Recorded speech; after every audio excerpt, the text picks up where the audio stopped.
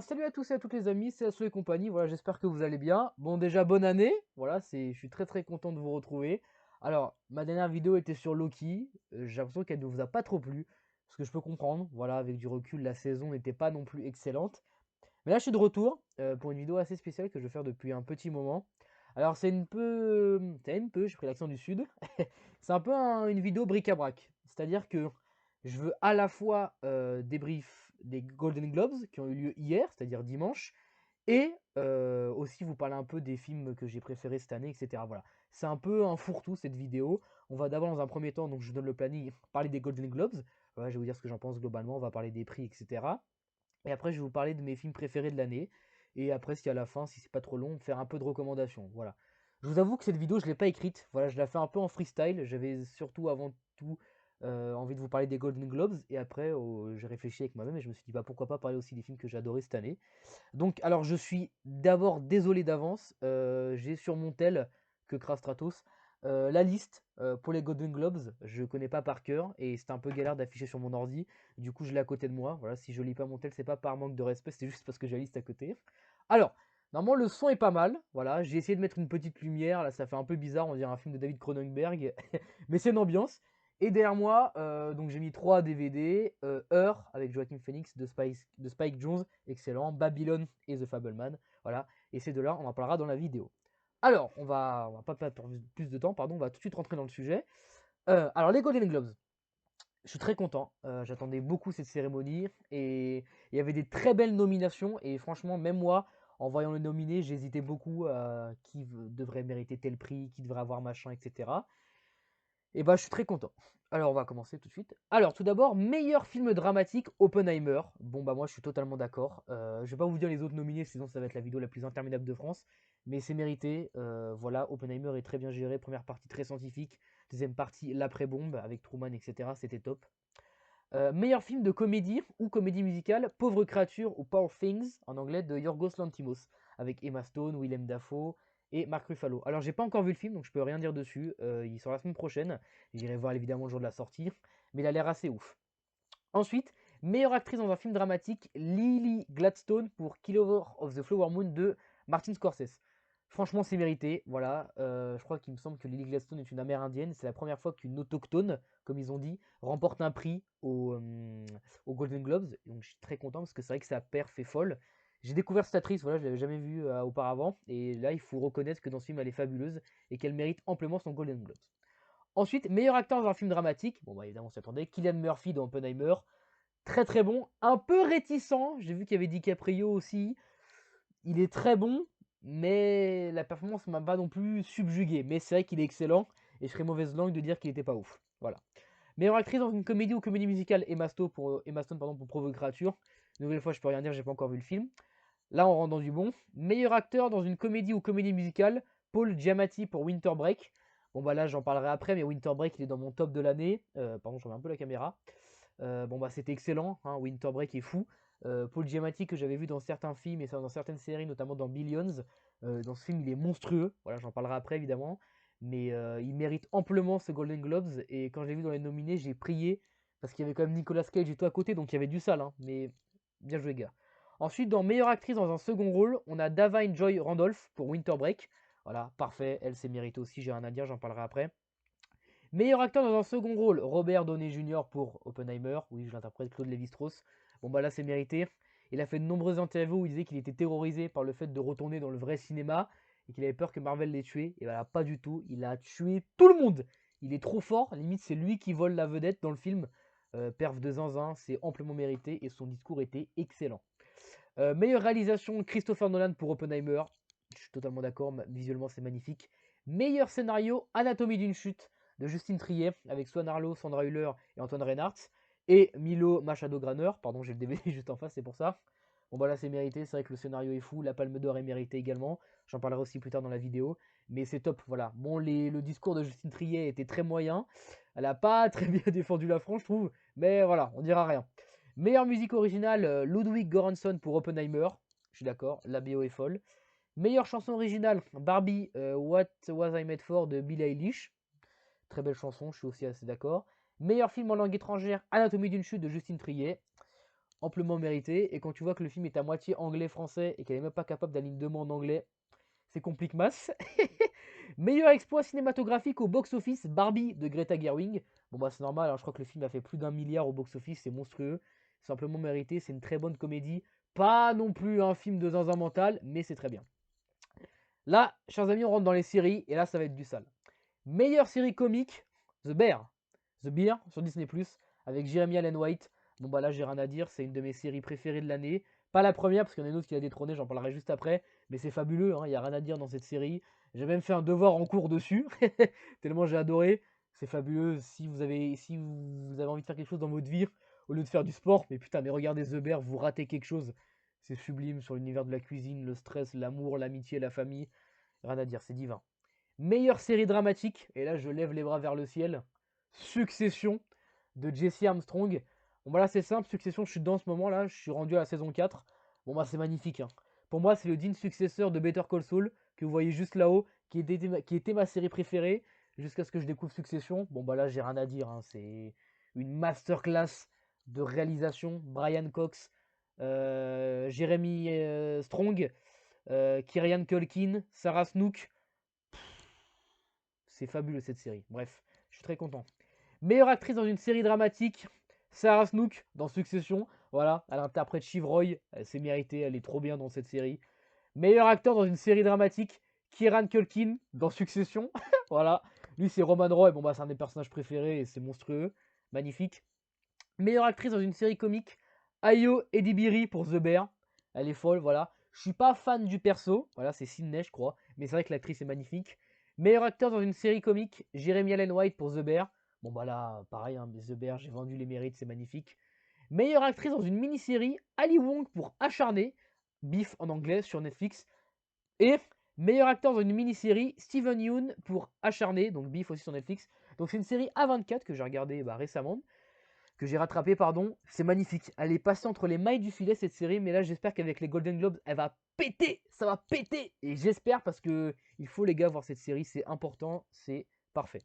Meilleure actrice dans un second rôle, dans un rôle secondaire, pardon, série, Elisabeth Debicki pour son interprétation de la princesse Diana, Diane ou Diana, pardon, je sais plus, my bad, dans The Crown, pardon. J'ai pas vu la série, j'ai vu juste des extraits de ses performances et c'est vrai que ça avait l'air assez bluffant, mais je m'exprime pas sur le sujet, j'ai pas vu. Meilleur acteur dans un rôle secondaire série, Matthew McFadyen pour Succession. Il interprète le rôle de Tom, le mari de Shiv. Bon bah là pareil, c'est mérité de fou. Et enfin, meilleure mini-série, Acharné Beef. Bon bah la Succession qui a remporté 4 prix. Bon bah moi je suis aux anges. The Bear, 3 prix. Euh, Winter Break a eu 2 prix. Moi je suis comblé. C'est une très très belle cérémonie avec des discours mythiques. Le discours de Kieran Culkin, l'acteur de Succession là, qui interprète Roman Roy, quand il fait Suck It à Pedro Pascal, c'était magnifique parce qu'il a gagné le Golden Globes. J'étais cuit de rire. Le discours de Paul Giamatti sur les profs était impressionnant. Emma Stone, qui vanne le présentateur, qui a fait une blague misogyne. Je comprends pas que les Golden Globes aient laissé passer ça. Putain, mais ramenez-vous Ricky Gervais, le GOAT. Bref, je sais pas ça, j'ai pas compris.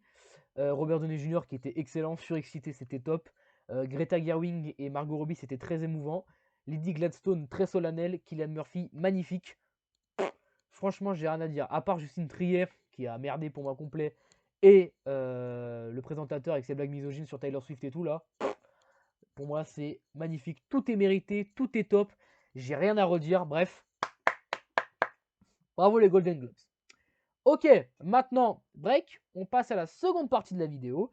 Mes top films de l'année. Alors, je me concentre. C'est parti. Alors, je vais vous expliquer. On va résumer ça en 3 catégories. Tout d'abord, les films américains, ensuite les films français, et ensuite les films Le Monde. Inde, Vietnam, Corée du Sud, Japon, etc. Alors, j'ai déjà fait mon top sur Insta. D'ailleurs, n'hésitez pas à me suivre sur Insta. En minuscule LAS-du-bas cocasse. Je fais des critiques de films, je pose plein de trucs et j'essaye d'être drôle. Je dis bien j'essaye. Et c'est là que j'ai fait mon top. Je l'ai mis mais sans aucune vraie explication. Et c'est pour ça que je vais faire cette vidéo, pour vous expliquer mes choix. Alors, pour les Américains, on va tout d'abord parler de mon film préféré de l'année. Et là, il n'y a pas de débat possible. Je ne suis pas ouvert à la discussion. Babylone de Damien Chazelle, avec Margot Robbie, Brad Pitt, Diego Calva, Jean Smart, Giovanna Depo et Lee Jun Lee. BO de Justin Hurwitz que j'ai en vinyle aussi. Bon bah là j'ai jamais C'est n'importe quoi ce film. J'ai pété mon crâne. Je suis devenu fou, vraiment devant, il n'y a pas d'autre mot. C'est parfait, une ode au cinéma. Ça fait vraiment bobo parisien et cucu de dire ça, mais c'est vrai, c'est une fucking ode au cinéma. Visuellement, c'est incroyable. Le scénario est top. La romance entre Margot Robbie et Diego Calva, elle est incroyable. Brad Pitt, cet acteur muet qui voit le monde passer au son. Un monde qui s'écroule, etc. La folie de Babylone, les chorés. Cette scène d'intro là, avec la musique Vaudou Mama, elle est magnifique. Bref, c'est sur Canal. Foncez voir, c'est divin. Euh, je crois que mon deuxième film de l'année, c'est celui que je viens de prendre en main là. Pardon, je remets mon épaule, hein, on dirait Florent Manodou. C'est The Fableman de Steven Spielberg. Bon bah là, pareil, j'ai rien à dire. Alors j'ai pas le nom des acteurs, my bad. Je sais juste qu'il y a Michelle Williams dedans et Paul Dano, Seth Rogen et Gabriel Labelle. Je crois que c'est ça, c'est l'acteur qui interprète, qui est censé interpréter Steven Spielberg dans son enfance. Bon voilà, pareil, hein, c'est une masterclass de réalisation. Je sais pas si vous allez voir, mais cette scène dans le film, dans la plage, est magnifique. Ça, c'est aussi la scène de fin du film, c'est top. Visuellement, c'est beau, c'est drôle, c'est touchant, c'est émouvant. Bref, une masterclass à voir absolument. Ensuite, en troisième film préféré de l'année, Killers of the Flower Moon de Martin Scorsese, que je n'ai pas encore en DVD. Mais restez branchés, ça arrive. Bon bah là, Scorsese qui est de retour en grande pompe. Alors certes, c'est très calme, c'est très lent, mais il y a une tension de fou, mon gars. T'es pas prêt. De Niro, il livre une performance, un petit poulet là. Poulet braisé là. C'est top pour ceux qui sont fans un peu des westerns, thrillers, etc. C'est top. Il y a une réplique dans le film qui est monstrueuse. À un moment, De Niro parle des Osages, donc le peuple indien qui est mentionné dans le film. À un moment, il fait les Osages sont les plus belles créatures du monde. Et là, il y a un cut et il y a un plan d'un Osage complètement démembré dans une flaque de pétrole. Ça, pour moi, pardon, mais c'est du génie. Voilà, bref. Quatrième film préféré de l'année, Oppenheimer. Évidemment, évidemment qu'Oppenheimer est quatrième. Il n'y aurait pas eu Scorsese, il serait troisième. Bon, bah là, c'est une masterclass parfaite. Je l'ai vu 2 fois le film. Pff, voilà, c'est n'importe quoi. La première partie, je la trouve peut-être un peu longue sur certains trucs parce que c'est un peu trop scientifique, ça me parle pas trop. Mais pour ce qui est de la deuxième partie, pour moi, c'est un chef-d'œuvre total. L'affrontement, Cillian Murphy, Robert Downey Jr., il est divin. Bref, foncez. Cinquième position, Les Gamins de la Galaxie, volume 3. Alors, j'ai pas m'étalé dessus, j'ai déjà fait une vidéo, allez la voir, mais bref, place amplement méritée, pardon. Ils ont sauvé, Marvel a été sauvé grâce à ça. Sixième place, film que j'ai vu 2 fois au cinéma, Hunger Games, La balade du serpent et de l'oiseau chanteur. Je m'attendais pas à autant kiffer ce film, vraiment, je suis allé le voir seul au cinéma un mercredi soir après une longue journée de cours, et j'étais chocobar. Le scénario est fou, le film est très très long. Du coup, tu as le temps de t'attacher au personnage, de raconter un vrai délire, d'installer une ambiance musicale. Et ça chante, mais putain, mais Rachel Ziegler, mon pote, elle a une voix po. Le casting secondaire, pardon, il est incroyable aussi. Hunter Schaeffer, j'en parle même pas. Peter Dinklage, le chef d'Hunger Games, monstrueux. John Schwartzman, top. Josh Andres Rivera, très belle découverte. Viola Davis, toujours au top. Et Tom Bliss, putain, l'acteur qui joue Snow, oh, il est incroyable. Non, franchement, foncez le voir, ça vaut le coup, c'est très très bon. Winter Break en 7ème position de Alexander Payne. Bon, bah là, j'en ai parlé tout à l'heure. C'est top. Voilà, je ferai peut-être une vidéo dédiée à ce film parce que pour moi, ça va être un futur classique. Euh, Très beau film de Noël qui casse un peu les codes des trucs cucu qu'on a l'habitude de voir. Une belle fin, on s'attend, on se dit ah c'est bon, la fin on la voit venir. Pas du tout. Quand elle arrive, t'es chocobar, donc top. Foncez. Pardon, j'ai l'impression de me répéter beaucoup, mais en fait, tous les films que j'ai mis dans la liste là, pour moi, ils ont tous les mêmes trucs en commun. C'est-à-dire la réal, etc. Bref, je ferai un bilan à la fin. 8ème position, Mission Impossible Dead Reckoning Partie 1. Alors pour moi, c'est pas le meilleur de la saga. Pour moi, je crois que c'est le troisième, mon préféré, où est-ce que Philippe Seymour Hoffman fait le méchant. Bon, là, je l'ai mis parce que c'est un coup de cœur, parce que Mission Impossible, c'est ma saga préférée, et que c'est trop bien visuellement. Bref, voilà.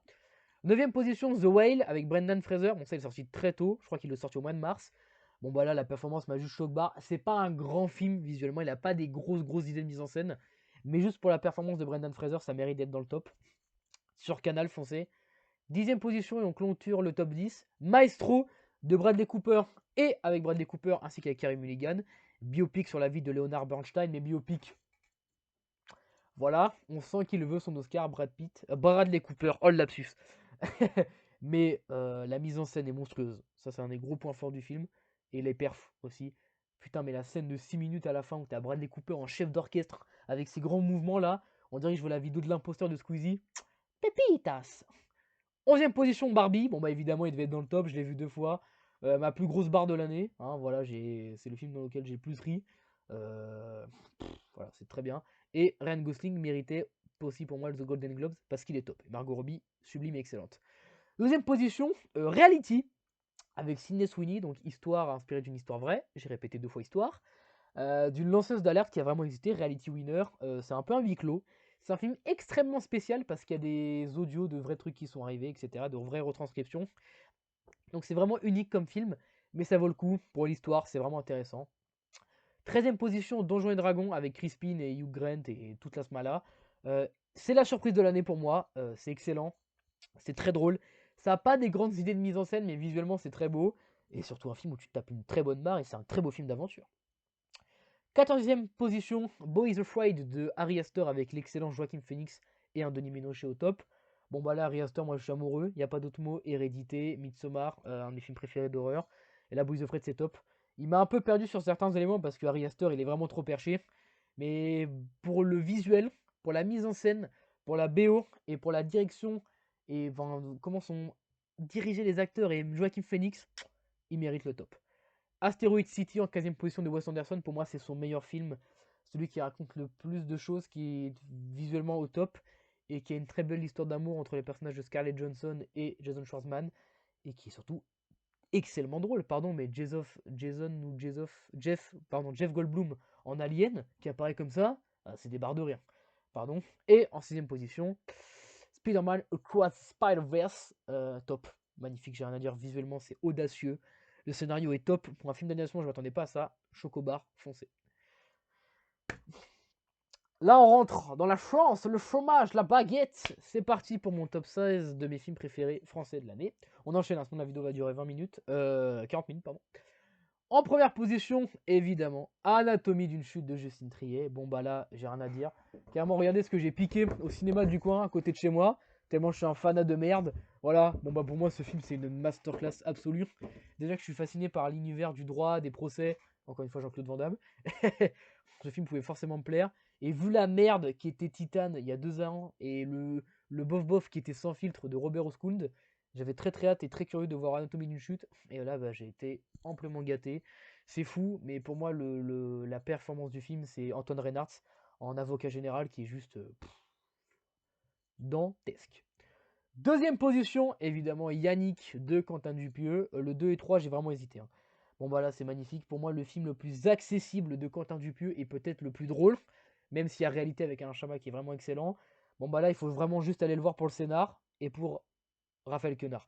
Raphaël Quenard, là, il va avoir les Césars. La tête d'homme, s'il n'a pas le César, je comprends pas et je me rase la tête. C'est pas possible. La perf qu'il livre dans le film, c'est comme Chien de la Casse, qui est aussi dans le top, hein, j'en parlerai après. Elle est mystique. Vraiment, c'est pour moi, il a. Et là, il va rentrer dans une grande carrière. Et bref, j'espère qu'il va cartonner. Mais il faut reconnaître que Pio Marmaille est très bon dans ce film aussi. Troisième position, Le règne animal de Thomas Caillet avec Paul Kircher, je crois, et Romain Duris. Bon, bah là, un film de genre français, un peu fantastique. Ça fait plaisir de voir ça dans le Cinoche. Et surtout que c'est très bien fait. Putain, les animaux sont top, on dirait des X-Men. Super, vraiment magnifique. Très bon film si vous avez envie d'avoir des frissons. Si vous avez envie de voir un bon film fantastique français, foncez. Quatrième position, Le procès Goldman de Cédric Kahn. Donc Cédric Kahn, c'est le mari de Justine Triet qui a aussi bossé sur Anatomie d'une chute. Très grand film de procès, très grande affaire. Visuellement, pas non plus exceptionnel, mais pour le scénar, faut y aller. J'accélère un peu, désolé. Cinquième position, Je verrai toujours le visage de Jeanne Harry, avec Gilles Lelouch, comment il s'appelle, Léla Bectir, Fred Testo, bref, un film que j'ai vu 2 fois. Allez Exarchopoulos, c'est Raphaël Quenard aussi qui a un petit rôle. Film très important sur la justice restaurative qu'il faut absolument voir. Sixième position, Chien de la Casse de Jean-Baptiste Durand avec le royal Raphaël Quenard. Bon bah là le scénar est pas fou, on va pas se mentir, c'est un peu une histoire qu'on a déjà vue dans le Sonoche, mais pour la performance de Raphaël Quenard et ce qu'il délivre et ce qu'il porte dans le film, il faut le voir. Septième position, Dogman de Luc Besson qui a malheureusement flop au cinéma avec Caleb Landry Jones qui livre une performance remarquable. Ce GOAT n'a pas été nominé aux Emmy Awards, ni aux Golden Globes, ni aux Oscars. Je suis très déçu parce que je peux vous dire que quand il a interprété la foule de Edith Piaf, j'étais en larmes. Huitième position, Les Trois Mousquetaires, partie 1. Attention parce que la partie 2 est vraiment à chier au niveau du scénar, sinon le reste c'est impeccable. Bon, voilà, la partie 1 était top, hein. Franchement, j'ai rien à dire. Ça fait plaisir de voir ce genre de film dans le cinéma français. Un grand film d'aventure avec un gros budget, avec des acteurs au top et une Eva Green. Machallah. Pardon, j'utilise un vocabulaire dont je ne maîtrise pas la langue, mais là, je suis obligé parce que c'est trop bien. Neuvième position, alors là, même moi, je me suis surpris à le mettre dedans. Le livre des solutions de Michel Gondry avec Pierre Ninet. Alors là, celui-là, c'était dur parce que j'ai mis du temps à le digérer en fait. C'est pour ça. Au début, j'étais en mode un peu, ouais, c'est éclaté en fait. Et j'ai mis du temps à le digérer, j'ai revu des extraits. Et en fait, c'est vraiment top. Dixième position, un film passé un peu inaperçu que je vous recommande qui est ultra sous-coté. Stéphane de Timothée Hochet avec j'ai plus son nom, Lucas Pastor qui est dans le monde à l'envers. Très bon film. C'est un peu un film d'horreur français, un film en fun footage que je vous recommande. C'est très très bon. Je vous spoil pas. Sur Canal, foncez. 11e position, L'amour et les forêts de Valérie Donzelli avec Virginie Efira et Melville Poupeau. Très bon film sur l'emprise qu'un mari peut avoir envers sa femme. Virginie Efira est top dans ce film. En 12e position, La vie pour de vrai avec Danny Boone, Can Merad et Charlotte Gainsbourg. C'est le film qui m'a fait tomber amoureux de Charlotte Gainsbourg. Après, j'ai vu Jane par Charlotte et Antichrist que je ne vous recommande pas parce que le film est horrible. Par contre, je vous recommande La vie pour de vrai parce que c'est très drôle et que Charlotte Gainsbourg est radieuse. Ensuite, on passe à la 13e film, pardon, j'ai pas le réalisateur, Omar Lafraise avec Reda Kateb et Benoît Magimel. Pour résumer le film, un Tarantino à l'algérienne. Voilà, vous faites ce que vous voulez de cette info. 14e film, Sentinelle avec Jonathan Cohen, je crois que c'est Jonathan Cohen qui le fait aussi. Jonathan Cohen, pardon. Bon, voilà, juste parce que c'est Jonathan Cohen et hilarant que je l'adore, et que Raphaël Quenard est top aussi. 15e position, bon là c'est un film un peu plus dur. Vanessa Philo pour Le Consentement, avec Jean-Paul Rouve et Kim Michelin. Je vais pas vous mentir, quand j'ai fait le top et que je savais que j'allais faire cette vidéo, j'avais pas trop envie de m'étaler sur ce film, parce que même si pour moi c'est un film ultra important et qui va peut-être permettre de faire tomber ces prédateurs sexuels, ces pédophiles, c'est un film très dur à visionner, parce que Jean-Paul Rouve est tellement bon dans ce rôle dégueulasse de Charles Matzneff, que ça en devient troublant et que pour moi limite j'ai failli faire une catégorie film d'horreur et le mettre premier. C'est très dur à regarder, mais c'est important de le voir. Et au niveau de la réelle et tout, c'est superbe. Mais je l'ai mis aussi bas parce que c'est un film, quand t'as des souvenirs, t'as un peu mal. Parce que voilà, bref. Et en 16e position, Un métier sérieux de Thomas Lilti, bon, avec Vincent Lacoste, François Cluzet, Adèle Exarchopoulos, Louise Bourgoin, William Legbill, Lucy Zone, Bouli Lanners. Bref, très bon film sur le milieu scolaire. Moi, ça me parle beaucoup évidemment. C'est très drôle. Foncez. J'accélère un peu. Enfin, mon top, Le Monde. Voilà, on va pas se mentir, il y a surtout des films coréens et japonais. Voilà. Il y en a qu'un qui est finlandais, je crois. Voilà. Le reste, voilà, c'est que ça parce qu'ils sont trop forts, les Coréens et les Japonais. Alors, en premier, on a un film qui rentre peut-être dans mon top de mes films préférés all the time. Past Lives, Nos vies d'avant de Céline Song avec la divine Greta Lee. Allez le voir. C'est une histoire d'amour platonique entre un homme et une femme qui se retrouvent après de longues années. J'étais choc-barre. Je m'attendais pas à ça. J'y allais un peu en mode ouais, bof. Quel aigri je suis. C'était divin, c'est magnifique. J'ai chialé, mais comme pas possible. J'ai vidé toutes les larmes de mon corps. Allez-y, le plan séquence de fin. Bref. Top 2, bon voilà pareil, j'ai pleuré comme un fou. Perfect Days de Wim Wenders avec Koji Yakusho qui est le prix d'interprétation à Cannes. Qui se reproche, je fais comme les ratons laveurs. Bon bah là c'est n'importe quoi ce film. Alors attention, film extrêmement calme, mais une des meilleures fins que j'ai vues de ma vie. Elle est incroyable, la fin je vous spoil pas, il faut voir ce film. C'est très beau. Sur un monde un peu onirique où tout est parfait, mais où où la réalité nous rattrape. Mais il y a un très beau message dans le film qui est il faut profiter de l'instant présent et des gens qui nous entourent. Parce que voilà, chaque jour est exceptionnel et unique. Très beau film de Wim Wenders d'ailleurs, mon chouchou. Troisième film, bon bah là pareil, c'est aussi rentré dans mon top de mes films préférés of the time. L'arbre aux papillons d'or de Pham Thiem An. Il a eu le Caméra d'or à Cannes en 2023, donc c'est un film vietnamien qui a complètement flop au cinéma, il n'y a pas d'autre terme. 3h30 de film vietnamien sous-titré où il se passe absolument rien. Voilà. C'est l'histoire d'un mec qui va disperser les cendres de sa sœur dans ses terres natales, qui se trouve dans la campagne vietnamienne. Voilà, c'est ça le scénar. Donc on va rentrer dans l'esprit du personnage, etc., du protagoniste. Bon bah la Caméra d'or est fucking méritée. Visuellement, c'est un des films les plus beaux que j'ai jamais vu de ma vie. C'est incroyable, ça te prend aux tripes. Le scénario est pas émouvant en vrai, mais ce qui se passe, ce qui est montré à l'image, putain mes gars, ça te fait chialer. J'ai encore des plans dans la tête et j'ai très hâte de me le procurer en DVD. Alors je ne que sur du poulet, je vous le dis tout de suite, hein. Ensuite, on a un film que j'ai vu récemment, L'innocence de Hirozaku, je crois que c'est ça. Hirokazu, putain, je suis mauvais. De Kor Eda, voilà, il a eu le prix du scénario à Cannes. Bon, bah, le prix du scénario est mérité. Sans trop vous spoiler, ça parle un peu de l'homosexualité chez les enfants. Et pour un japonais parler de ça, c'est très audacieux. C'est très bien amené. Bref, foncez le voir. Cinquième position, un film un peu horrible. Pardon, j'ai pas envie de dire le nom du réalisateur, sinon je vais l'écorcher, je vais être accusé de racisme et je vais aller en procès comme Tanguy David. Limbo, polar chinois en noir et blanc. Horrible. Bah, c'est la scène de fin surtout qui est horrible. Il y a une scène de relation charnelle non consentie qui est très dure à visionner, mais c'est un peu la vibe de Memories of Murder, etc. Donc pour ceux qui ont kiffé ce film, allez voir Limbo. Les Feuilles mortes d'Aki Kaurismäki en sixième position, donc ça c'est un film finlandais. Très belle histoire d'amour qui est le prix du jury à Cannes cette année.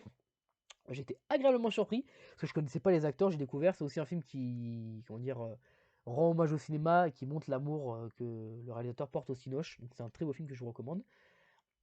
Septième position, Suzume, quel magnifique film d'animation. Et putain, qu'est-ce que j'ai été deg quand j'ai vu qu'il n'avait pas gagné de prix aux Golden Globes et que c'était la semi-fraude, Le Garçon et le Héros, qui l'a remporté. Et ça, on en parlera plus tard. Suzume foncé.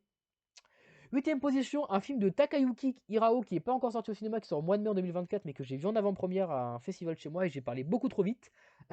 C'est Coming Soon, voilà un film qui parle du cinéma. Je vous dis pas plus, j'en ferai une vidéo sur ma chaîne parce que c'est n'importe quoi ce film.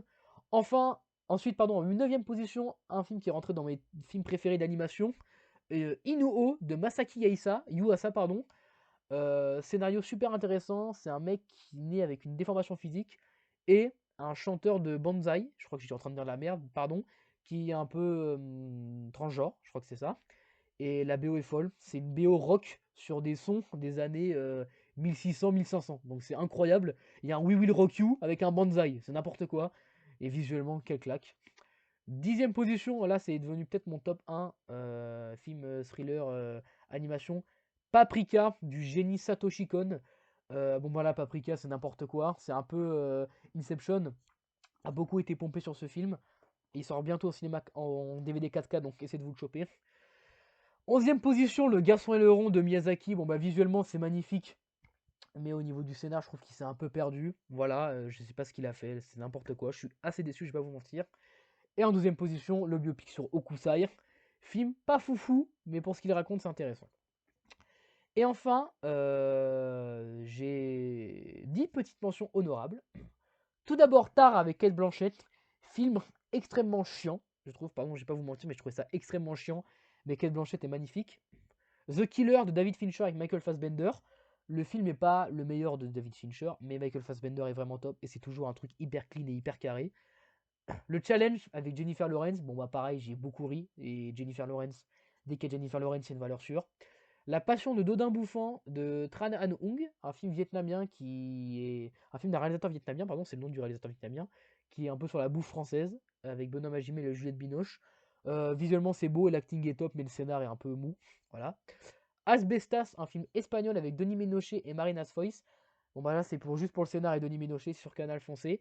The Creator, qui a pour moi, malheureusement, flop au cinéma et je comprends pas pourquoi.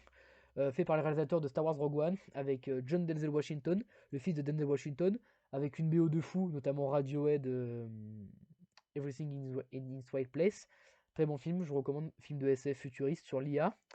Mars Express, un film français d'animation de Jérémy Perrin, un peu SF, un peu, comment dire, sur une scène de crime, etc., sur un meurtre. Super intéressant, ça fait plaisir de voir ce genre de film dans le cinéma français. Dream Scénario avec Nicolas Cage. Pour ça, j'ai surtout mis pour Nicolas Cage qui fait un retour en grande pompe et qui est divin. Un scénar qui est top mais qui va pas jusqu'au bout de ses conneries pour moi. Voleuse de Mélanie Laurent et avec Mélanie Laurent ainsi qu'Adèle Exarchopoulos et Manon Briech. Je suis très surpris de ce film, je vais pas vous mentir que je suis pas un très très grand admirateur de Mélanie Laurent, à part dans Inglourious Bastard où là faut reconnaître qu'elle est divine, mais je suis pas un grand fan de cette actrice en général, mais là faut avouer qu'elle était très très bien en actrice pardon, et même dans la réelle. Et enfin, le biopic sur l'acheteur de Tetris avec Taron Egerton qui est sur qui est sur Apple TV+, pardon. Mais je vous rappelle que maintenant avec l'offre Canal, vous avez Apple TV+. Voili voilou pour mes films préférés de l'année. Donc en gros, si je devais résumer, il y aurait Past Live, Babylone et Anatomie d'une chute.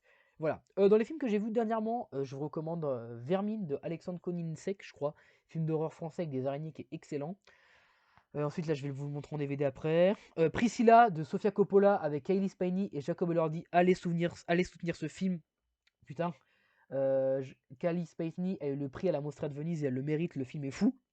Wonka de Paul King avec Timothée Chalamet. Timothée Chalamet qui est excellent. C'est une assez bonne comédie musicale avec certes des musiques un peu cucu, mais ça vaut le coup. Et enfin, Dernière nuit à Milan. Petit thriller italien. Pas mal du tout. Voilà. Et pour finir, je vous recommande 3 petits DVD que j'ai. Tout d'abord, Sueur froide de Alfred Hitchcock avec James Stewart et Kim Novak que j'ai vu hier. Classique absolu de Hitchcock.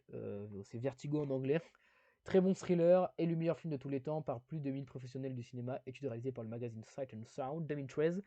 Et c'est vrai, visuellement, au niveau des couleurs, au niveau du scénar qui est super original, bref, foncez. Ensuite, je suis rentré enfin dans le cinéma de David Cronenberg avec History of Violence avec Michael, genre ouf moi, Viggo Mortensen. Alors le film visuellement est vraiment pas ouf, mais c'est pour le scénar et les acting qu'il faut regarder ce film, parce qu'il n'y a pas que Viggo Mortensen qui est monstrueux dans ce film, certes il est divin, mais il n'y a pas que lui. L'actrice qui joue sa femme, son fils, le méchant qui est interprété par Ed Harris. Pardon, j'ai plus le nom de l'actrice qui joue sa femme, j'avais appris, mais là je ne sais plus. Qui est monstrueuse. Peut-être que je l'ai. Maria Bello, voilà, Maria Bello exceptionnelle. Très bon film de David Cronenberg. Et enfin, je me suis lancé dans le cinéma de François Truffaut avec les 400 Few. 400 Few. Bref, je saute ce lapsus. Les 400 coups avec Jean-Pierre Léo qui est magnifique. Il y a une direction sur le casting des enfants dans ce film qui est magnifique. Et un plan séquence dans la campagne à la fin qui m'a rendu fou sur la liberté. Voilà, c'est tout pour cette vidéo. J'espère qu'elle vous aura plu. Pardon, elle est un peu longue, mais et il en avait des choses à dire, le poteau. Voilà, donc mon avis sur les Golden Globes qui était exceptionnel. J'attends les Emmy et surtout les Oscars, pardon, et les Césars parce que ça promet parce qu'il y avait des excellents films français cette année. Et voilà mon récap des films de cette année. J'aimerais juste finir par vous dire qu'il faut absolument aller au cinéma. C'est bien parce que j'ai vu que cette année, je crois qu'il y a les fréquentations au cinéma ont augmenté de 30%. Et j'étais trop content quand j'ai vu ce chiffre parce que maintenant, pour moi, en toute humilité, je me considère comme cinéphile. Voilà, j'essaie d'être humble, hein, comme je le dis, ça le fait pas. Mais vraiment soutenir le cinéma, aller voir des films, essayer de construire une culture cinématographique, ça pourra vous aider pour les cours, pour la vie, etc. Vraiment, je vous jure, là je parle pour mon expérience personnelle, ça m'aide beaucoup au quotidien. Quand j'ai des coups de mou, aller voir une comédie, un film d'action, un film d'aventure, pour avoir des frissons, des émotions, vraiment le cinéma, pour moi, il n'y a rien de mieux avec la lecture et la musique. Voilà, mais vraiment, aller au cinéma, c'est la meilleure chose qui soit. Vive le cinéma, vive Greta Lee et vive Anna de Armas dans Blonde. Et putain, Netflix sortez le DVD. Voilà, je vous aime fort. Merci à tous ceux et à tous ceux qui sont restés jusqu'à la fin de cette vidéo. On se donne rendez-vous je ne sais pas quand. Voilà, peut-être pour une critique plus constructive de Winter Break ou pour parler de musique cette fois-ci. Je ne sais pas, parce qu'il y aurait que Kra qui mériterait une petite vidéo. Merci à tous d'avoir suivi cette vidéo. Mettez un pouce bleu si elle vous a plu, un commentaire et n'hésitez pas à me suivre sur Insta, las-du-bac au casse. Prenez soin de vous et on se donne rendez-vous très bientôt. Peace!